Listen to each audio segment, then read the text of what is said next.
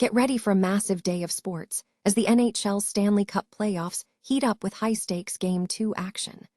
Montreal Canadiens take on the Tampa Bay Lightning, while the Boston Bruins clash with the Buffalo Sabres in what promises to be a legendary night of ice.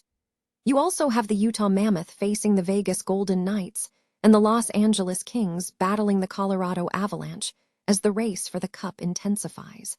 Looking for a fast-charging, ultra-responsive stylus for your iPad? Meet the 2X Fast Charge Active Stylus Pen, designed for 2018 to 2025 Apple iPads. Take your creativity and productivity to the next level.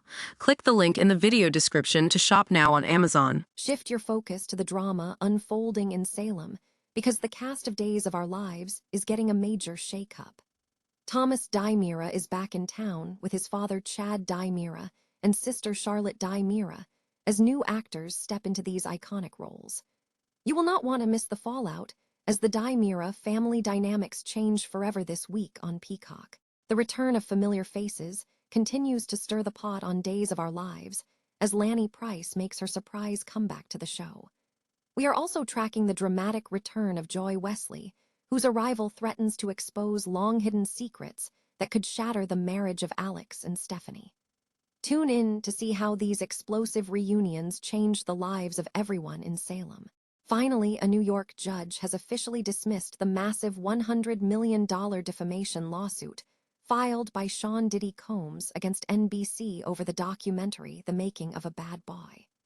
The court ruled the film did not engage in irresponsible journalism and effectively contextualized the serious claims regarding the deaths of Kim Porter and the notorious B.I.G. Make sure you stay up to date on all these stories by hitting that subscribe button and turning on the notifications bell.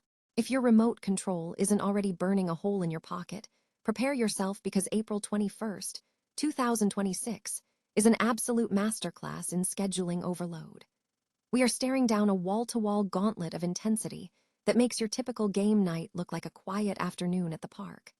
Let's kick things off on the ice, where the NHL Stanley Cup Playoffs are turning the heat all the way up for Game 2 action. You've got Montreal looking to hold their lead against Tampa Bay, while Boston tries to fend off a hungry Buffalo squad. Out west, Vegas is aiming to protect their home ice against the Utah Mammoth, and the Colorado Avalanche are locked in a must-watch clash with the LA Kings. It is playoff hockey at its finest. If you're not hooked by the second period, check your pulse. But that is just the tip of the iceberg. The hardwood is equally lethal tonight with the NBA playoffs taking center stage. The Celtics are looking to double down on Philadelphia, the Spurs are bracing for Portland, and in a late-night showstopper, the Lakers are hosting Houston. It's the kind of high-stakes basketball that creates legends or breaks hearts. And for those of you who want a break from the major leagues, the Diamond is packed with a full slate of MLB action, highlighted by the Yankees and Red Sox renewing their historic rivalry. Don't sleep on the international scene either. We've got Premier League drama with Brighton facing Chelsea, and the Copa de France semifinal between Lens and Toulouse adding that perfect European flair to your afternoon. Whether you're grinding through sports talk on the Pat McAfee Show, tracking the draft hype, or tuning into the Women's SEC Golf Championship, you really have no excuse for a boring evening. So, hit the subscribe button so you don't miss our daily breakdown of the absolute must-watch matchups. With this much talent on screen, the only real problem you're going to have is deciding which game gets the big screen and which one gets relegated to your phone. Which matchup are you locking in for tonight? Let me know in the comments, and keep that TV tuned in. You won't want to miss a single second. Get ready, Salem fans, because the revolving door of drama is spinning faster than ever this week on Days of Our Lives. We are looking at a major shakeup that is set to completely shift the power balance in the DiMera mansion. First off, keep your eyes peeled for a familiar face with a new look. Thomas DiMera is back in town, but he is now being played by Alexander Elijah Bond. It's always a bit of an adjustment when a character is recast, but seeing Thomas return alongside his sister Charlotte and their father, Chad, is going to bring a whole new energy to the screen. Speaking of Chad, we've got Connor Floyd stepping into the role, and let's be real. The chemistry, or lack thereof, between him and Kat is going to be the absolute highlight of the season. It's fascinating how these episodes were filmed months ago, Yet they are only landing now, creating this weird sense of anticipation for storylines we have been waiting to see resolve for what feels like forever. But that is not all. If you have been missing the sass and the strategy, you are in luck because Lani Price is officially making her comeback. Sal Stowers is back in the mix, but here is the kicker. She is flying solo. No Ali, no backup, just Lani. You have to wonder what her end game is. Is she here to stir the pot between Chanel and Johnny, or is she hiding something much bigger? And then, just when you think you have enough drama, we have the return of Joy Wesley. The last time we saw her, she was keeping a massive, life-altering secret, a pregnancy that Alex knows absolutely nothing about. If she walks back into Salem with a child in tow, it is going to blow Alex and Stephanie's relationship to smithereens, especially with Jeremy already lurking in the background. It is a recipe for total chaos. Everything is colliding in the best way possible, and honestly, Salem wouldn't be Salem without these kinds of high-stakes returns. Are you Team Chad, or are you just here to see the fallout of Joy's secret? Drop a comment below and let me know your wildest predictions for this week's episodes. If you enjoyed this breakdown, hit that like button and subscribe so you never miss an update from the world of daytime soaps. Stay tuned, keep watching, and I will see you in the next one. Salem is about to get a whole lot louder, and if you have been keeping up with Days of Our Lives on Peacock, you know that things are rarely quiet in this town for long.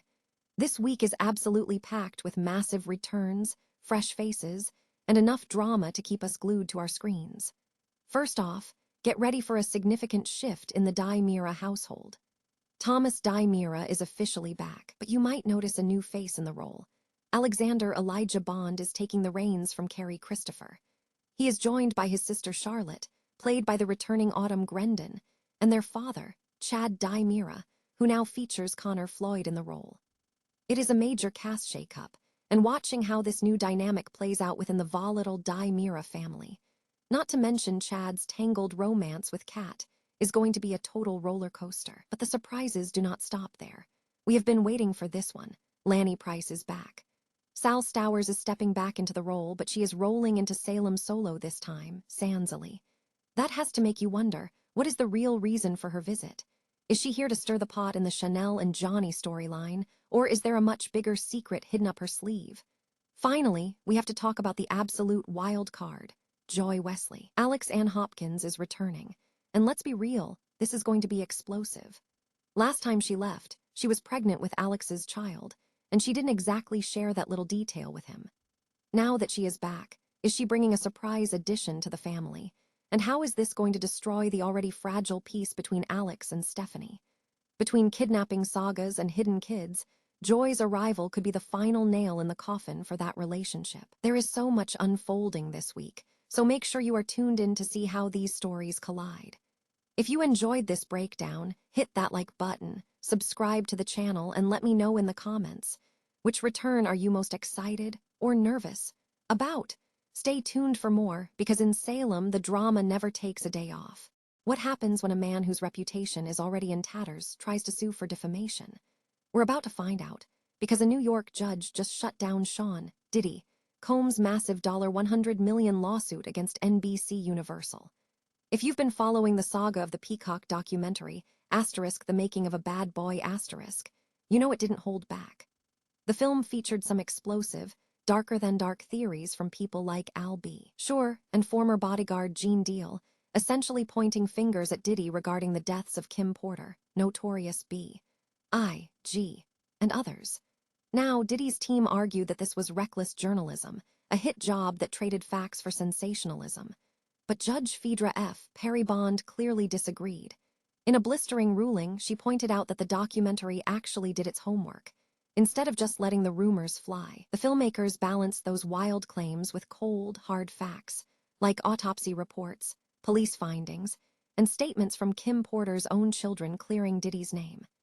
The judge noted that the documentary was transparent about the interviewees' personal grudges, giving the audience the tools to decide for themselves rather than feeding them a single, biased narrative.